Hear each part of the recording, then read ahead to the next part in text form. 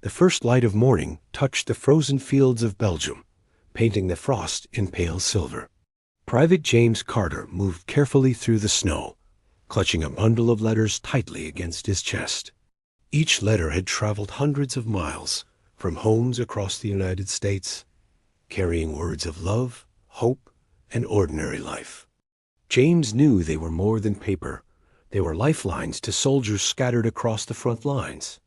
The wind cut sharply through his coat, chilling him to the bone, but he pressed forward. Every step across the icy ground felt heavier than the last, weighed down by the responsibility he carried. Behind him, the faint rumble of artillery reminded him that war waited impatiently just beyond the horizon. He had no illusions danger could strike at any moment, yet he could not falter. A frozen stream crossed his path, its surface brittle beneath snow. James paused, testing the ice, and carefully stepped across, aware that one misstep could be fatal. His unit had been scattered during the night, and he was now alone on this stretch of road. The letters must reach the command post before noon, or the morale of the waiting soldiers might falter. Hours passed, the landscape white and unbroken, except for his footprints. The rhythm of his breath and the crunch of snow underfoot became his only companions. At last, the outline of a small village appeared on the horizon, smoke rising from chimneys that had survived the night. James quickened his pace, each letter feeling lighter now, carried by hope instead of fear.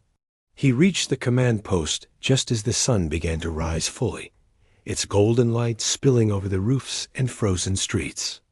Hands quickly took the letters from him, reading names and addresses aloud before sorting them to their recipients. James allowed himself to breathe, relief washing over him like warm water after a long winter. For a brief moment, the war felt distant, replaced by the quiet triumph of a task completed. Later, he would remember the snow, the wind, and the weight of the letters. But he would remember most of all the small smiles of soldiers receiving words from home, fragile connections that crossed oceans and battlefields. In the silence of that dawn, James understood something simple but profound. Even in the darkest times, messages of hope could travel farther than any weapon, bridging hearts across the chaos of war.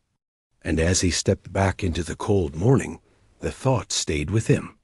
Courage sometimes came not from fighting, but from carrying what others could not.